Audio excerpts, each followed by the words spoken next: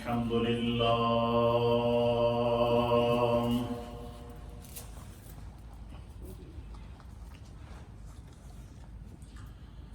الحمد لله نحمده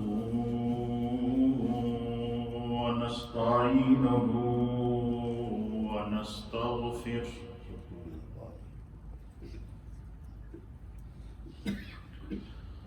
ونؤمن به ونتوكل عليه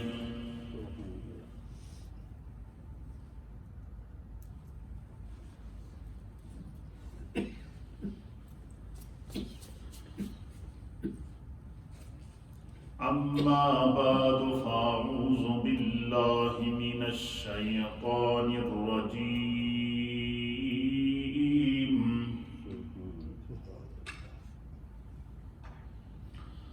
بسم الله الرحمن الرحيم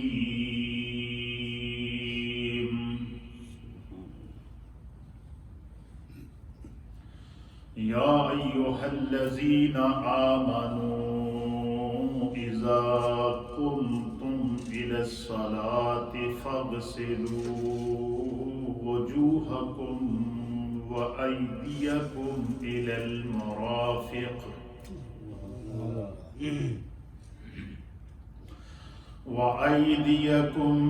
المرافق وامسحوا برؤوسكم وأرجلكم إلى الكعبين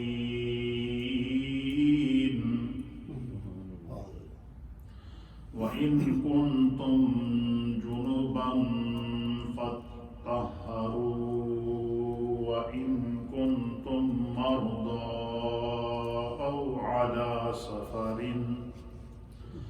أو جاء أحد منكم من الغائط أو لمستم النساء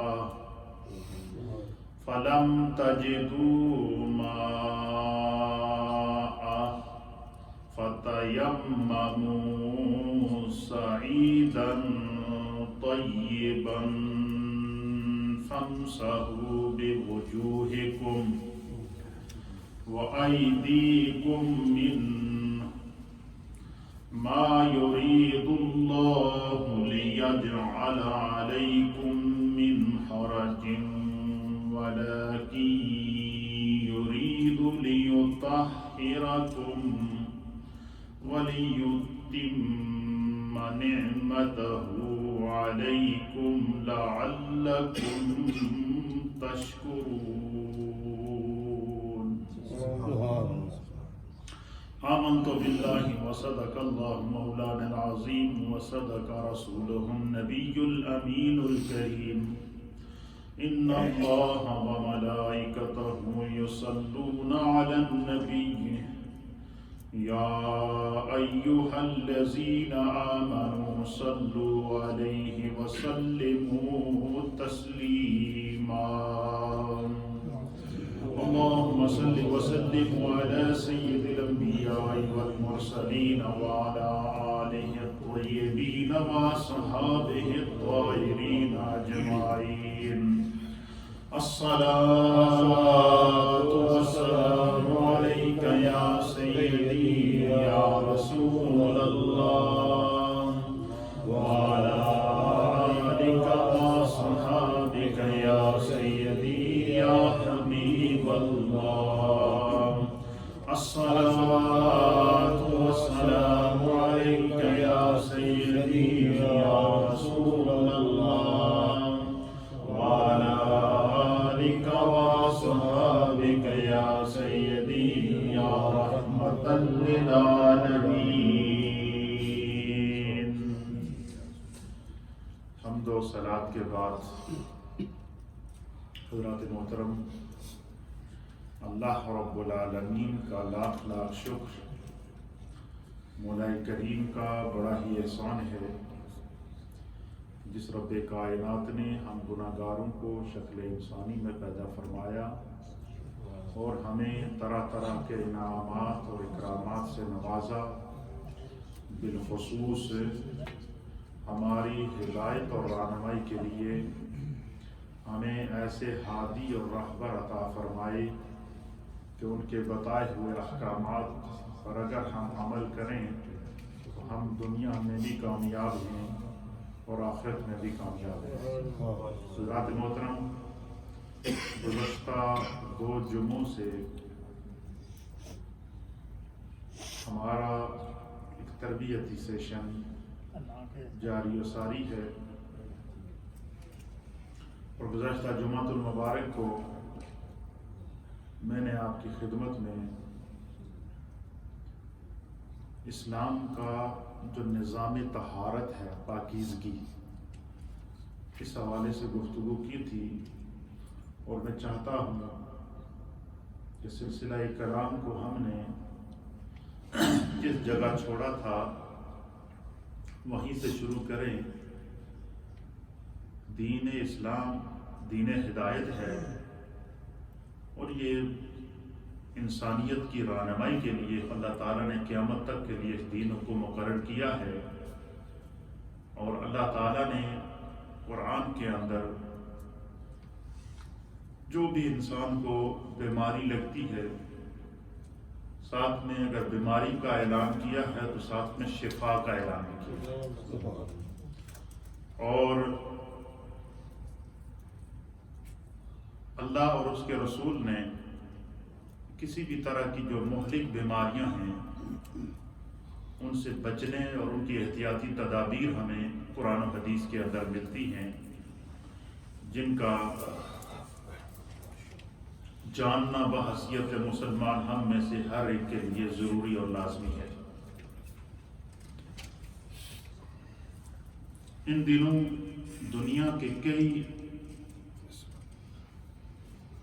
مہلک جرثوموں کی زد میں دنیا اس وقت پھنسی ہوئی ہے۔ کبھی ڈینگی کا حملہ ہو جاتا ہے، کبھی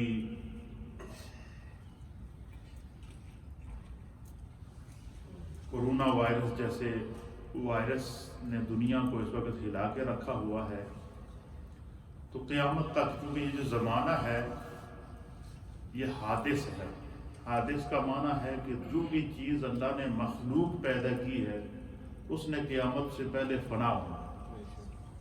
جو بھی خدا کی مخلوق ہے، چاہے اس کا تعلق انسانوں سے ہو، جنوں سے ہو، حیوانات سے ہو، جمادات سے ہو، نباتات سے ہو، زمین سے ہو، آسمان سے ہو، کلو عالم حادث، ہر عالم جو خدا نے پیدا کیا ہے اس نے قیامت سے پہلے فنا ہونا۔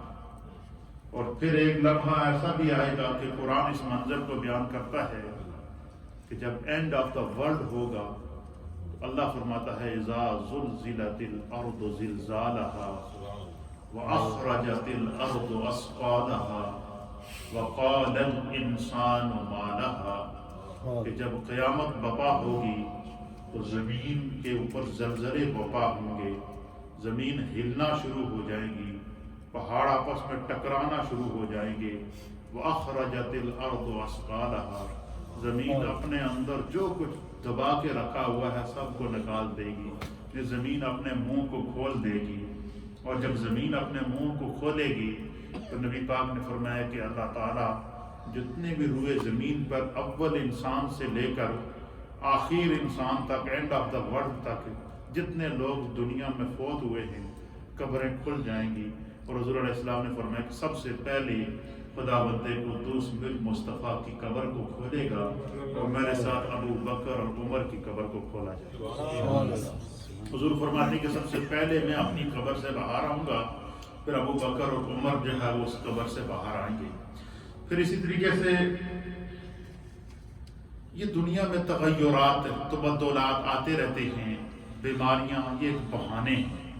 ان تمام چیزوں سے نمٹنے کے لیے اللہ کے حبیب علیہ السلام نے کچھ احتیاطی تدابیر بتائی۔ اسلام دین رحمت ہے، تو جہاں مسلمان کو کامل ایمان کی کی تعلیم دی جاتی ہے، وہاں پر اس کی تربیت اور تعلیم بھی فرمائی جاتی ہے۔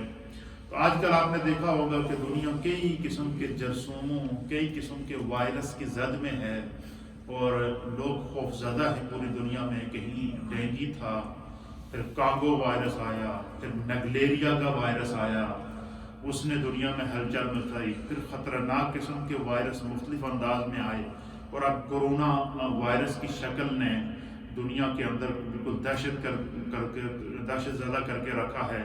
اور ماضی میں بھی ایسی مہلک بیماریاں آتی رہیں، لیکن چونکہ یہ ایک مشہور ہے کہ ضرورت ایجاد کی ماں ہے۔ ذرا انسان کے لیے ہر وقت یہ نہیں ہوتا کہ ہر چیز پہلے سے ریڈی ہو۔ جب کوئی سر کے اوپر آفات پڑتی ہے، بلیات پڑتی ہے، تو پھر انسان اس کے تدارک کا سوچتا ہے، اس سے بچنے کے راستے تلاش کرتا ہے۔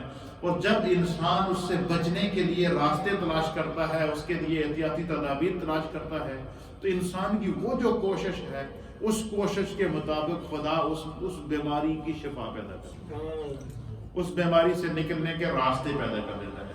اسی طریقے سے اس وقت یہ جو چائنا کے اندر اس وائرس کا ابتدا ہوا، جو ایک جنگلی پرندہ، اس کو پرندہ کہیں یا کیا کہیں، چمگادڑ جو ہے، پرندوں میں بھی اس کو شمار کیا جاتا ہے، اور اس کی شکل عام جنگلی جانوروں سے بھی ملتی ہے۔ تو اس سے وہ وائرس نکلا، اور پھر وہ پھیلا، اور پھر اس نے پوری دنیا میں اس وقت جو ہے وہ ہلچل مچائی ہوئی ہے۔ تو اس سے بچنے کے لیے ہمیں بحیثیت مسلمان اور بحیثیت انسان کیا تدابیر اختیار کرنی چاہیے۔ پوری میڈیکل ریسرچ کرنے کے بعد آج جو ہے اس نتیجے پر لوگ پہنچ رہے ہیں کہ جو ہے وہ اس وائرس سے بچنے کا طریقہ کیا ہے۔ آج کی جو میڈیکل ریسرچ ہے وہ یہ بتا رہی ہے کہ سب سے پہلے اگر آپ اس وائرس سے بچنا چاہتے ہیں تو آپ اپنے جسم کو، اپنے کپڑوں کو، اپنے لباس کو، ہر چیز کو پاک رکھیں۔ ہاتھوں کو دھوئیں، چہرے کو دھوئیں، اور پاؤں کو دھوئیں، ناخن کاٹیں۔ یہ ساری احتیاطی وہ تدابیر بتائی جا رہی ہیں تاکہ اس وائرس کا اثر انسان کے اوپر، اس کا جو حملہ ہوتا ہے وہ پہلے ناک کے پہ ہوتا ہے، ناک کے ذریعے سانس کی رگوں میں چلا جاتا ہے، پھر دماغ تک پہنچتا ہے، پھر منہ کے ذریعے چلا جاتا ہے، پھر وہ انسان کے لنگز میں پہنچتا ہے، پھر اس کے پھیپھڑوں کو متاثر کرتا ہے، پھر اس کے لیور کو متاثر کرتا ہے۔ 14 دن تک وہ وائرس انسان کے اندر جسم میں ہوتا ہے، اس وقت تک اسے احساس نہیں ہوتا، لیکن 14 دن کے اندر جب وہ اتنا اثر کر جاتا ہے تو پھر اس سے کئی ہزار اموات بھی ہو چکی ہیں، جو کہ تشویشناک ہے۔ لیکن آج کی میڈیکل ریسرچ پوری ریسرچ کرنے کے بعد اس نتیجے پر پہنچی کہ جو بندہ اپنی صفائی کا خیال رکھے گا وہ اس وائرس سے، اس سے بچنے کے قوی امکانات ہیں۔ اب دیکھیں قرآن و حدیث کے اندر جو اسلام کا نظام طہارت ہے، اس کو آپ ملاحظہ کریں گے تو ایمان تازہ ہو جائے گا کہ اسلام نے مسلمان کی اور انسان کی پروٹیکشن کا کیا خوبصورت ویژن دیا ہے۔ میرے سامنے قرآن کریم کی سورہ ہے، سورہ المائدہ۔ کتنے نمبر سورہ کا کیا نام ہے؟ المائدہ، اور یہ سورہ نمبر 5 ہے۔ کتنے نمبر سورت ہے قرآن کی؟ 5 نمبر سورت، اور سپارہ نمبر 6 ہے۔ کتنا سپارہ ہے؟ 6 سپارے کے اندر ہے، اور اس کی آیت نمبر 6 ہے۔ سورۃ المائدہ سورہ نمبر 5 اور پارہ نمبر 6 اور ورس نمبر 6 نمبر آیت۔ اس میں اللہ رب العالمین ارشاد فرماتا ہے، یا ایھا الذین آمنوا، اے ایمان والو، اے اہل ایمان کے لیے خاص طور پر اللہ تعالیٰ نے یہاں ایک احتیاطی تدبیر بتائی ہے، جو آج کی میڈیکل چائنا کے جو ریسرچ ڈاکٹر ہے وہ بھی یہی کہہ رہا ہے کہ اپنے منہ، ہاتھ اور جسم کا جو ظاہری ننگا حصہ ہے اس کو دھو، اس کو بار بار دھو تاکہ اس وائرس سے تم بچے رہو۔ امریکہ کا جو میڈیکل ریسرچ ہے وہ بھی یہی نتیجہ دے رہا ہے، UK کا جو میڈیکل ریسرچر ہے وہ بھی یہی نتیجہ نکال رہا ہے۔ تمام دنیا کی میڈیکل سائنس اس نتیجے پر پہنچی ہے کہ جتنی انسان کے پاس احتیاطی تدابیر ہوں گی اتنے وہ اس قسم کے مہلک جرثوموں اور بیماریوں سے محفوظ رہے گا۔ اب یہ تو آج کا سائنسدان، آج کی میڈیکل ریسرچ اس نتیجے پر پہنچی ہے آج سے 1400 سال پہلے میرے مصطفیٰ نے یہ تمام وائرس سے بچنے کی احتیاطی تدابیریں بتا دی، اور پھر اللہ تعالیٰ نے قرآن حکیم فرقان مجید میں وحی کے ذریعے مسلمانوں کو اس طرح کی مہلک بیماریوں سے بچنے کی تدابیر بتائی ہیں۔ اور وہ تدابیر کیا ہیں؟ اس میں سے سب سے پہلی تدبیر کیا ہے؟ حضور علیہ السلام نے فرمایا کہ بندہ مومن کو چاہیے کہ وہ 5 وقت کی نماز کا پابند ہو جائے۔ کیا ہو جائے؟ جب وہ 5 وقت کی نماز پڑھے گا تو اسے دن میں 5 مرتبہ تازہ وضو کرنا پڑے گا۔ اچھا، کبھی آپ نے سوچا ہے، کبھی آپ کے خیال میں یہ بات آئی ہے؟ دیکھیں اسلام کی حکمت دیکھیے، اسلام کو کہ دین رحمت ہے، اور اس کا کرم دیکھیے رب کا۔ کبھی آپ نے سوچا ہے کہ ہم وضو میں باقی بدن کو کیوں نہیں دھوتے؟ صرف ہاتھ دھوتے ہیں، کونیوں تک چہرہ دھوتے ہیں، سر کا مسح کرتے ہیں، پاؤں دھوتے ہیں، کلی کرتے ہیں، ناک میں پانی ڈالتے ہیں۔ بھائی یہ چند اعضاء جو ہیں ان کو ہم دھوتے ہیں، اور باقی پورے جسم کو ہم کیوں نہیں پاک کرتے؟ اس کو کیوں نہیں دھوتے؟ وہ بھی تو جسم کا حصہ ہے۔ کیا یہ چیزیں دھونے سے جسم پاک ہو جاتا ہے؟ اس حکمت پر کبھی آپ نے غور کیا؟ اب دیکھیے اسلام کا نظام، آج کی سائنس اس نتیجے پر پہنچی ہے کہ جو بھی جراثیم ہوتا ہے، یا جو بھی بیکٹیریا ہوتا ہے، یا جو بھی جرثومہ ہوتا ہے، یا کسی بھی قسم کا جو وائرس ہوتا ہے، وہ جب انسان پر حملہ کرتا ہے تو وہ سب سے پہلے انسان کے جسم کے اس حصے کو افیکٹ کرتا ہے جو کھلا ہوا ہو، جو کیا ہو؟ کھلا ہوا ہو۔ اب قرآن کہتا ہے یا ایھا الذین آمنوا اذا قمتم الی الصلاۃ، اور کمال کی بات کیا ہے کہ اس طہارت کو، اس پاکیزگی کو قرآن نے نماز کے ساتھ مشروط کیا ہے، مقید کیا ہے۔ اس کو آپ یوں سمجھیں کہ یہ کنڈیشنل ہے۔ کیا ہے؟ انگلش میں اس کو کنڈیشنل کہتے ہیں، اردو میں اس کو جو ہے وہ مشروط کہتے ہیں، اور مقید کہتے ہیں کہ اس کو کسی نہ کسی چیز کے ساتھ خاص کیا گیا ہے۔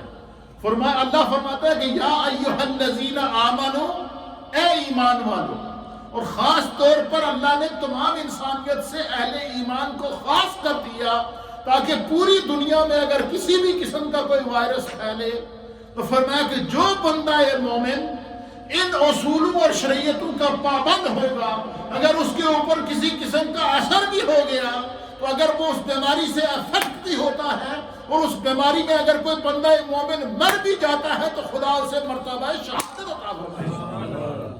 یہ ہے اسلام کا نظام۔ اب اللہ فرماتا ہے کہ یا ایھا الذین آمنوا، اے ایمان والو، اذا قمتم الی الصلاۃ، جب تم نماز پڑھنے کا ارادہ کرو۔ کیا کرو؟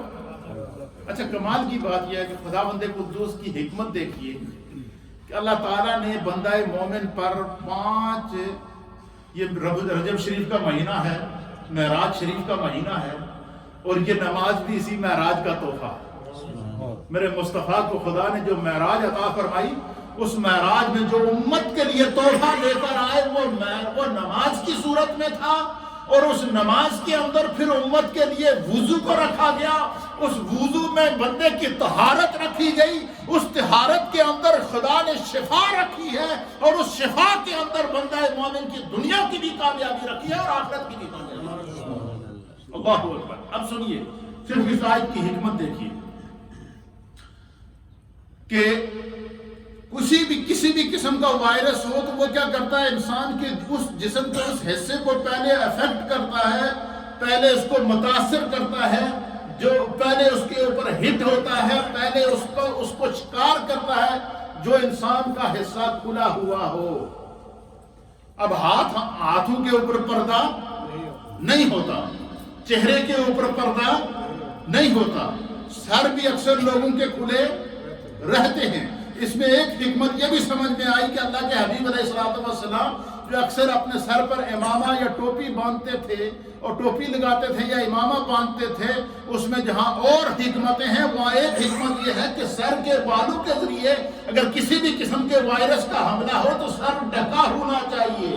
آج کل لوگ ننگے سر کو فیشن بناتے ہیں، لیکن آج کے دور کے اندر اب جب سر تو کیا منہ کے اوپر بھی ماسک چڑھ کے گھوم رہے ہیں جگہ جگہ۔ اب وہ لوگ جو سر کے اوپر پگڑی باندھنا یا سر کے اوپر ٹوپی لگانے کو توہین سمجھتے تھے، آج اپنا منہ باندھ کر پھر رہے ہیں، اس کی وجہ کیا ہے؟ اس سے اسلام کی حکمت سمجھ میں آئی ہے کہ جو اللہ کے حبیب علیہ السلام ہمیشہ امامہ باندھ کے رکھتے تھے یا سر کو ٹوپی رکھتے تھے، سر کو ننگا نہیں رکھتے تھے، جہاں اس کی اور حکمتیں ہیں وہاں ایک حکمت یہ ہے کہ سر کے اوپر کسی بھی قسم کا اگر وائرس کا حملہ ہو تو وہ کیا ہو، اسے سر ڈھکا ہوا ہوگا تو وہ اس وائرس سے محفوظ رہے گا۔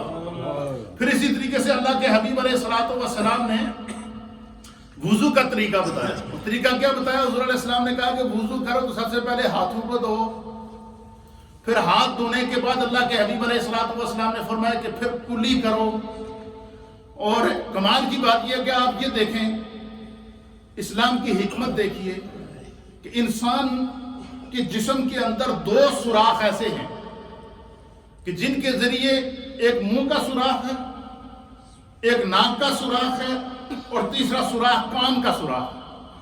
یہ تین سوراخ انسان کی باڈی کے اندر وہ ہیں کہ جن کے اندر ہوا بھی داخل ہوتی ہے، جن کے ذریعے ہم کھانا بھی کھاتے ہیں، جن کے ذریعے ہم سانس بھی لیتے ہیں۔ اب دیکھیں حکمت دیکھیے کہ باقی اعضاء میں، باقی جو اعضاء ظاہری ہیں ان کو باہر سے دھونے کے لیے نبی پاک صلی اللہ علیہ وسلم نے فرمایا، لیکن فرمایا کہ جب وضو کرو تو منہ کے اندر 3 دفعہ پانی ڈال کے کلی کرو، بلکہ یہاں تک فرمایا، حضور نے فرمایا کہ جب غسل کرنے لگو تو اس طرح غرغرہ کرو کہ تمہارا حلق بھی جو حلق تک پانی پہنچ جائے، پھر اس کو تھوک لو۔ جب تم چلوٹی کرو تو کیا کرو، اس کو کیا کر دو، تھوک دو۔ اور پھر فرمایا ایک دفعہ جب چلوٹی کر کے تم منہ کو صاف کرنے کے بعد جب تھوک دو گے تو پھر کیا ہوگا؟ فرمایا کہ پھر کیا ہوگا کہ پھر اللہ رب العالمین کا تم پر جو فضل ہوگا، وہ کرم ہوگا، وہ جو رب کی عطا تمہیں نصیب ہوگی، وہ عطا کیا نصیب ہوگی؟ فرمایا تمہارے منہ کے اندر کسی بھی قسم کی بیماری، کسی بھی قسم کا جو وائرس چلا گیا ہے، جب تم اسے کلی کرو گے تو اسے نکل۔ پھر نبی صلی اللہ علیہ وسلم نے فرمایا کہ منہ کو صاف کرنے کا طریقہ کیا ہے؟ حضور علیہ السلام نے فرمایا کہ جب بندہ مومن وضو کرے تو اس کو چاہیے کہ وہ سب سے پہلے وضو سے پہلے کیا کرے، وہ مسواک کرے۔ کیا کرے؟ مسواک نبی صلی اللہ علیہ وسلم کی وہ سنت ہے کہ حضور علیہ السلام نے سب سے زیادہ احکام میں اگر کسی چیز پر زور دیا ہے، سب سے زیادہ احکام میں اگر نبی پاک صلی اللہ علیہ وسلم نے کسی چیز پر زور دیا ہے، ماشاءاللہ جیسا ویلکم، اللہ آپ کو صحت دے، احکام میں اللہ تعالیٰ نے اگر کسی چیز کا زور دیا ہے تو وہ کیا ہے؟ مسواک ہے۔ اور مسواک کے بارے میں نبی پاک صلی اللہ علیہ وسلم نے کیا فرمایا؟ حدیث سماعت فرمائیے۔ عن ابی ہریرہ رضی اللہ تعالیٰ عنہ، حضرت سیدنا ابی ہریرہ رضی اللہ تعالیٰ عنہ بیان کرتے ہیں، کہتے ہیں ان رسول اللہ صلی اللہ تعالیٰ علیہ وآلہ وسلم، کہ نبی اکرم صلی اللہ تعالیٰ علیہ وآلہ وسلم نے ارشاد فرمایا، لولا ان اشق علی امتی لا امرتهم بالسواک مع کل صلاۃ۔ فرمایا مع کل صلاۃ، حضور علیہ السلام نے فرمایا کہ حضرت ابو ہریرہ کہتے ہیں نبی پاک نے فرمایا کہ مجھے اگر اپنی امت پر دشوار نہ ہوتا، مجھے اگر اپنی امت کو مشکلات میں پڑنے کا خطرہ نہ ہوتا، مجھے اگر اپنی امت پر دشوار نہ ہوتا تو نبی پاک نے فرمایا لَأَمَرْتُهُمْ، میں اپنی پوری امت کو حکم دیتا کہ ہر نماز کے ساتھ مسواک کیا کرو۔ وجہ کیا ہے کہ بندہ کھانا کھاتا ہے، بندہ سانس لیتا ہے، بندہ محفل میں جاتا ہے، بندہ اجتماع میں جاتا ہے، بندہ بازار میں جاتا ہے، ہر طرح کی وہاں کی آب و ہوا اس سانس کے ذریعے جب منہ میں جاتی ہے تو اس کے ذریعے وائرس اس کے منہ کے اندر جاتے ہیں، وائرس اس کے زبان کے ساتھ چمٹ جاتے ہیں، وائرس اس کے تالو کے ساتھ چمٹ جاتے ہیں، وائرس اس کے حلق کے ساتھ چمٹ جاتے ہیں، وائرس اس کے دانتوں کے بیچ میں پھنس جاتے ہیں۔ تو نبی پاک صلی اللہ علیہ وسلم نے فرمایا کہ آپ کوشش کرو کہ ہر نماز کے ساتھ مسواک کیا کرو۔ اور حضور علیہ السلام کا یہ معمول رہا۔ ام المومنین سیدہ عائشہ صدیقہ کہتی ہیں کہ حضور علیہ السلام کے جب نزع کا وقت آیا، وصال کا وقت آیا، تو حضور علیہ السلام اتنی تکلیف میں تھے کہ سرکار بول نہیں سکتے تھے، تو حضور نے آنکھوں سے اشارہ کیا، اور اشارہ کیا کہ حضرت عائشہ کے بھائی حضرت عبد الرحمن بن ابی بکر، وہ حضور علیہ السلام وہ اندر آئے تو ان کے ہاتھ میں مسواک تھی لکڑی کی، مسواک کیا تھی ان کے ہاتھ میں تھی، تو نبی پاک صلی اللہ علیہ وسلم نے آنکھوں سے ام المومنین سیدہ عائشہ صدیقہ کو اشارہ کیا. اب تکلیف اتنی ہے کہ بول نہیں سکتے، آنکھوں سے اشارہ کیا تو ام المومنین کہتی میں سمجھ گئی، اور میں قریب جا کر پوچھا یا رسول اللہ کیا بات ہے، تو حضور نے اشارہ کیا کہ وہ مسواک لو اور اس کو چبا کر، اس کو نرم کر کے، اس کو صاف کر کے مجھے دو، اور اس کو اپنے ہاتھ سے میرے دانتوں کو صاف کرو. یہ ہے وہ اسلام کا نظام طہارت، یہ وہ اسلام کا نظام صفائی ہے جو میرے مصطفیٰ نے خود کر کے دکھایا، اور میرے رب کریم نے قرآن حکیم فرقان مجید کے اندر خود اس کی اہمیت کو بیان فرمایا. اب اللہ فرماتا ہے کہ یا ایھا الذین آمنوا، اے ایمان والو، اذا قمتم الی الصلاۃ، جب تم نماز پڑھنے کا ارادہ کرو، فاغسلوا وجوہکم، تو اپنے چہروں کو دھو لیا کرو، وایدیکم الی المرافق، اور اپنے ہاتھوں کو کونیوں سمیت دھویا کرو. کیا کرو؟ وامسحوا برؤوسکم، اپنے سر کا مسح کیا کرو، وارجلکم الی الکعبین، اور اپنے پاؤں کو اپنے ٹخنوں سمیت دھویا کرو. یہ وہ انسان کے ظاہری اعضائے جسمانی ہیں، یہ وہ پارٹ آف دا باڈی ہیں، وہ جو ظاہر طور پر، جو بظاہر پردے میں نہیں ہوتے. اب پورے جسم کو دھونے کا حکم وضو میں کیوں نہیں ہے؟ اس لیے نہیں ہے کہ بندہ جسم کے اوپر کپڑے پہنتا ہے، کیا کرتا ہے، اور جو جسم کپڑے سے ڈھکا ہوا ہوتا ہے وہ جراثیم سے محفوظ ہوتا ہے. اسی طریقے سے اللہ کے حبیب علیہ السلام نے سر کے مسح کی کیوں تاکید فرمائی کہ بعض لوگ وہ ہوتے ہیں جن کا سر کیا ہوتا ہے، ننگا ہوتا ہے. اور اس میں جہاں اور حکمتیں سمجھ میں آئی، وہاں ایک حکمت یہ سمجھ میں آئی کہ میرے مصطفیٰ نے ہمیشہ سر پہ عمامہ کیوں رکھا، حضور نے سر پہ ہمیشہ ٹوپی پہن کے کیوں رکھی. پتہ چلا کہ جو وائرسز کے حملے ہوتے ہیں وہ سر کے ذریعے ہوتے ہیں، ناک کے ذریعے ہوتے ہیں، منہ کے ذریعے ہوتے ہیں. اسی طریقے سے یہ تو ظاہری اعضاء ہیں، لیکن جب بندہ کھانا کھاتا ہے یا سانس لیتا ہے ناک کے ذریعے یا منہ کے ذریعے، تو اس کے ذریعے، سانس کے ذریعے ہر قسم کا وائرس اس کے منہ کے ذریعے حلق میں داخل ہو سکتا ہے. تو حضور علیہ السلام نے فرمایا کہ جب تم وضو کرو تو منہ کی کلی کرو، اس حد تک کرو کہ 3 دفعہ کلی کرو، اور فرمایا کہ اس سے پہلے کیا کرو، مسواک کرو. جب تم مسواک کرو گے تو تمہارے دانتوں کے خولوں کے بیچ کے اندر، دانتوں کے سوراخوں کے بیچ کے اندر، یا دانتوں کے ایک دانت سے دوسرے دانت کے درمیان جو وقفہ ہوتا ہے، اس وقفے کے بیچ کے درمیان جو وائرس ہوں گے وہ مسواک کرنے سے دور ہو جائیں گے. حتیٰ کہ حضور علیہ السلام نے انتقال کے وقت آخری جو آپ کا سب سے آخری عمل تھا، جس کے عمل میں آپ کا وصال ہوا، وہ کہ آپ اس وقت مسواک کر رہے تھے. تو یہ اللہ کے حبیب علیہ السلام کی وہ احتیاطی تدابیر ہیں جو میرے مصطفیٰ کریم نے فرمائی ہے.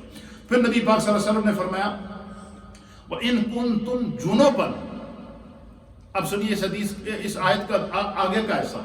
فرمایا کہ اے بندہ مومن، جب تم جنبی ہو جاؤ، اس سے مراد مرد اور عورت دونوں ہیں. جنبی ہونے کس کو کہتے ہیں؟ جنبی کہتے ہیں کہ جب بیوی اور شوہر خلوت سیاح کرتے ہیں، آپس میں ملتے ہیں، جمع کرتے ہیں، تو ان پر غسل فرض ہو جاتا ہے. کیا ہو جاتا ہے؟ اب دیکھیں، اب جب بیوی اور شوہر آپس میں ملے، خلوت سیاح کی، تو اللہ کا حکم آیا قرآن کے اندر. خدا نے فرمایا کہ تم جب جو ہے وہ جماع سے فارغ ہو جاؤ تو اس کے بعد کیا کرو؟ غسل کرو. غسل کیوں کرو؟ دونوں کے لیے، مرد کے لیے بھی غسل کا حکم دیا، عورت کے لیے بھی غسل کا حکم دیا. کیوں؟ کہ تمہارے قرب کی وجہ سے ایک دوسرے سے کے جراثیم اور ایک دوسرے کے جسم کی اگر کسی بھی قسم کی کوئی ایسی بیماری ہو وہ دوسرے کو لگ جائے، تو فرمایا جب تم غسل کرو گے تو تمہارا جسم پاک ہو جائے گا، تم خود بھی پاک ہو جاؤ گے، اور خداوند قدوس تمہاری اس تدبیر کی بنا پر تمہیں ہر طرح کی جو ہے وہ بری بیماری سے، ہر طرح کے وائرس سے اللہ تمہیں محفوظ رکھے گا. پھر دیکھیں کہ نبی پاک صلی اللہ علیہ وسلم نے فرمایا کہ استنجا، بندہ مومن وضو کرنے کا سب سے پہلا عمل وضو میں کیا کرے؟ استنجا کرے. بظاہر تو ہم بیان کرتے ہیں، کئی لوگ شرماتے ہی جا رہے، تقریر میں مولوی صاحب نے استنجے کی گل کر دی تھی. اب حضور علیہ السلام نے باقاعدہ پیشاب کرنے کا طریقہ بتایا ہے. کہ جب بندہ پیشاب کے لیے بیٹھے تو کس طرح بیٹھے؟ اس انداز سے بیٹھے کہ وہ پیشاب کے قطروں سے کوشش کرے کہ اس کا قطرہ اس کے کپڑوں اور اس کے جسم پر نہ پڑے. کیوں؟ کہ پیشاب کے ذریعے انسان کے جسم سے خداوند قدوس بیماریاں خارج کرتا ہے. جو ہم کھانا کھاتے ہیں جب وہ معدے سے گزر کر ہضم ہوتا ہے اور جب وہ پاخانے کی صورت میں ہوتا ہے تو انسان کے وجود کے اندر جتنے بھی زہریلے جراثیم ہوتے ہیں، انسان کے جسم کے اندر جتنی زہریلی بیماریاں ہوتی ہیں وہ پیشاب کے ذریعے نکل جاتی ہیں. اب حضور علیہ الصلوۃ والسلام نے فرمایا کہ استنجا کرنے کا طریقہ کیا ہے. آج کے دور میں تو لوگ ٹیشو استعمال کرتے ہیں، اور لیکن ٹیشو آپ استعمال کریں ضرور کریں، لیکن اس کے ساتھ پانی سے دھونا. یہ نبی پاک صلی اللہ علیہ وسلم نے فرمایا کہ جو بندہ استنجا پانی کے ساتھ دھوتا ہے، اس کی جہاں اور علماء نے فوائد لکھے ہیں وہاں پر علماء، حکامہ اور مفسرین لکھتے ہیں کہ اگر بندہ چاہے کہ وہ ہر قسم کی بواسیر سے اور ہر قسم کی بیماری سے محفوظ رکھے تو وہ پانی کے ساتھ استنجا کرے. کیوں؟ کہ یہ وہ مقام ہے کہ جہاں سے جراثیم خارج ہوتے ہیں. اب دیکھیں، وضو میں منہ کے اندر 3 دفعہ کلی کرنے کا حکم، ناک میں 3 دفعہ پانی ڈالنے کا حکم، اور وضو سے پہلے استنجا کرنے کا حکم. یہ تینوں چیزیں دھونے کا حکم کیوں دیا گیا؟ تاکہ منہ کے ذریعے جراثیم داخل ہوتے ہیں اور پاخانے کے راستے جراثیم خارج ہوتے ہیں. اب یہ دونوں وہ راستے ہیں جن کو دھونے کی اسلام تعلیم دے رہا ہے. اللہ کے حبیب علیہ الصلوۃ والسلام نے اس کی فضیلت الگ بیان فرمائی ہے. پھر یہاں تک حضور علیہ الصلوۃ والسلام نے فرمایا کہ جب تم باتھ روم کے اندر جاؤ، ٹوائلٹ کے اندر جاؤ، تو حضور علیہ السلام نے فرمایا کہ ٹوائلٹ میں جانے سے پہلے دعا کیا کرو. کیا دعا کیا کرو؟ اللہم انی اعوذ بک من الخبث والخبائث. کیا اللہ میں ہر خبیث چیز سے، خبیث جنات سے، خبیث بیماری سے، ہر قسم کی مہلک وبا سے اللہ میں تیری پناہ مانگتا ہوں. اب مجھے بتائیں، جو دین باتھ روم ٹوائلٹ جانے تک کی دعائیں سکھاتا ہے، جو دین ہر بیماری سے بچنے کی دعائیں سکھاتا ہے، جو دین ہر قسم کے وائرس سے بچنے کی احتیاطی تدابیر سکھاتا ہے، اس سے بڑا روشن، اس سے بڑا واضح اور اس سے بڑا عظیم دین کوئی ہو سکتا ہے؟ یہ وہ اسلام کا نظام طہارت ہے، یہ وہ اسلام کا نظام پاکیزگی ہے کہ جو اللہ تعالیٰ نے ہمیں مصطفیٰ کریم کے ذریعے تحفے میں عطا فرمایا ہے. اور آج اس تمام وائرس سے بچنے کے لیے تدابیر بتائی. میں نے پچھلے جمعے آپ کی، میں دوبارہ اس کو دہراتا نہیں ہوں، ٹائم نہیں ہے، میں نے آپ کے سامنے 3 احادیث پیش کی تھی کہ حضور علیہ السلام نے فرمایا کہ جہاں اس طرح کا وائرس ہو، طاعون ہو، یا جس طرح کہ آج کل یہ جو وائرس پھیلے ہوئے ہیں کرونا وائرس ہے، حضور نے فرمایا کہ اگر تمہیں پتہ چل جائے کہ فلاں جگہ وہ وائرس ہے تو حضور نے فرمایا کہ احتیاط کا تقاضا یہ ہے کہ تم اس بستی میں نہ جاؤ، اور جو لوگ وہاں موجود ہوں تو حضور نے فرمایا کہ اس وائرس کے ڈر کے مارے اس بستی کو نہ چھوڑو. آپ نے دیکھا ہوگا کہ ابھی نیوز میں یہ رپورٹ آئی ہے کہ یہ وائرس بولٹن میں بھی پہنچ گیا ہے.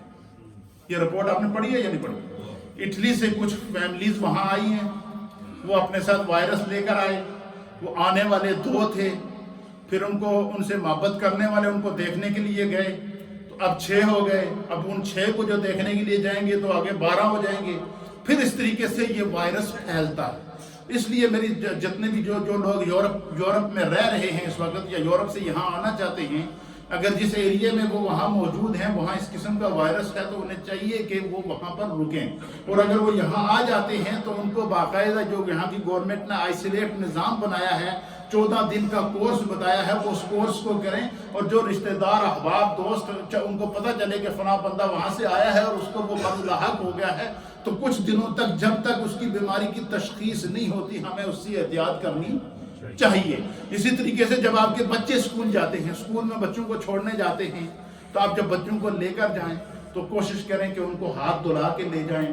ان کے آج کل ایک اور چیز آتی ہے، جو اسپتالوں میں آپ جاتے ہیں کہ وہ وائرس کی مشین لگی ہوتی ہے جراثیم کے، وہ اس کو میں نے ہاتھوں کے ساتھ، وہ چھوٹے چھوٹے آج کل پیکٹ میں آتے ہیں جو بچوں کے گلے کے اندر جو ہے وہ مائیں ڈال دیتی ہیں.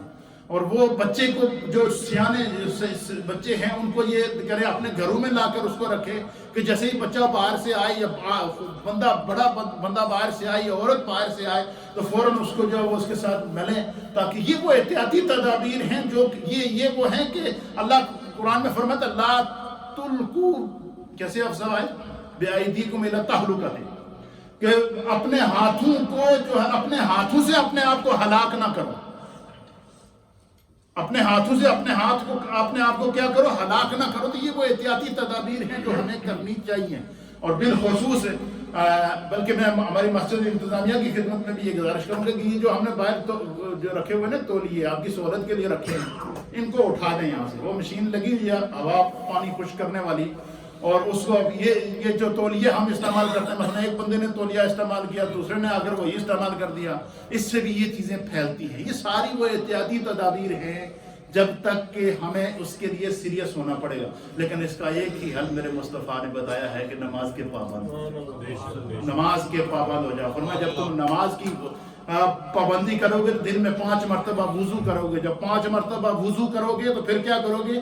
فرمایا وضو کرنے سے یہ ہوگا کہ تمہارے ہاتھ پاؤں یہ سب کچھ جب بار بار دھویں گے تو اس کے اوپر جراثیم کا ایفیکٹ نہیں ہوگا۔ اللہ تعالی ہمیں یہ ساری ان احتیاطی تدابیر سے بچنے کی توفیق عطا فرمائے، اور اگر کسی شخص کو اس قسم کی بیماری لاحق ہو بھی گئی تو اس سے پریشان ہونے کی ضرورت نہیں ہے، وہ اس کے لیے جتنی علاج کی کوششیں ہیں وہ کی جائیں، باقی جو ہے وہ اللہ تعالیٰ کی ذات شفا دینے والی ہے۔ اور اس مرض میں اگر کوئی مر بھی جاتا ہے تو مومن کے لیے یہ ہے کہ زندہ ہے تو خدا کا کرم اور اس کی رحمت ہے، مر گیا کسی مرض کے اندر تو اللہ اسے مرتبہ شہادت عطا فرمائے۔ تو یہ اللہ تعالیٰ ہمیں اس کی ان تمام چیزوں سے بچنے کی توفیق عطا فرمائے۔ تو جسم کی صفائی، باوضو رہنا، تو جب اگر ہم مجھے بتائیں کہ وہ انسان کتنا بدقسمت ہوگا، وہ مسلمان کتنا بدقسمت ہوگا جو اس لیے تو اپنے ہاتھ اور پاؤں بار بار دھوئے تاکہ مجھے کورونا وائرس نہ لگے، لیکن اسے یہ توفیق نہ ہو کہ میں 5 وقت کی اذان کی آواز سنتا ہوں جا کے مسجد میں نماز نہ پڑھوں۔ جب ہمارے سر کے اوپر کوئی وبا آتی ہے، کوئی آزمائش آتی ہے، کوئی مشکل آتی ہے، ہمیں خدا بھی یاد آتا ہے، ہمیں دعا بھی یاد آتی ہے، ہمیں دعا بھی یاد آتی ہے۔ اسلام تو ہر وقت مسلمان کو پروٹیکٹ کر رہا ہے، اسلام تو ہر وقت اسلام نام ہی سلامتی ہے، وہ سلامتی بدن کی بھی سلامتی ہے، وہ سلامتی روح کی بھی سلامتی ہے، وہ سلامتی جسم کی بھی سلامتی ہے، وہ سلامتی ہر طرح کی سلامتی کا نام اسلام ہے۔ لیکن اس کے لیے ضروری ہے کہ ہم 5 وقت کے نمازی بنیں اور ہر نماز کے لیے تازہ وضو کریں۔ حضور علیہ السلام نے فرمایا کہ جس کو وضو ہو اور وہ اگر ایک وضو سے کئی نمازیں پڑھنا چاہے تو پڑھ سکتا ہے، لیکن سرکار نے فرمایا کہ اگر کسی کو وضو ہے اور بندہ چاہے یار میں نے نماز پڑھنی میں تازہ وضو کروں، وضو ہونے کے باوجود اس نے تازہ وضو کیا، فرمایا کہ جس بندے نے تازہ وضو کیا اس نیت سے کہ بھائی تازہ وضو کر لوں، تو فرمایا اس کو ایک نماز کے بدلے 70 نمازیں پڑھنے کا خدا ثواب عطا فرمائے۔ وہ دین جو صفائی میں جنت بھی دے رہا ہے، وہ دین جو صفائی میں شفا بھی دے رہا ہے، وہ دین جو صفائی کے اندر ہماری پروٹیکشن کر رہا ہے، ہم اس دین سے دور کیوں ہو رہے ہیں؟ اس لیے میرے دوستو دین کے قریب آ جاؤ، دین کے قریب آ جاؤ، دین میں شفا ہے، دین میں محبت ہے، دین میں اخوت ہے۔ اللہ تعالی ہمیں اس طرح کی تمام مہلک بیماریوں سے بچنے کی توفیق عطا فرمائے۔ وآخر دعوانا الحمدللہ۔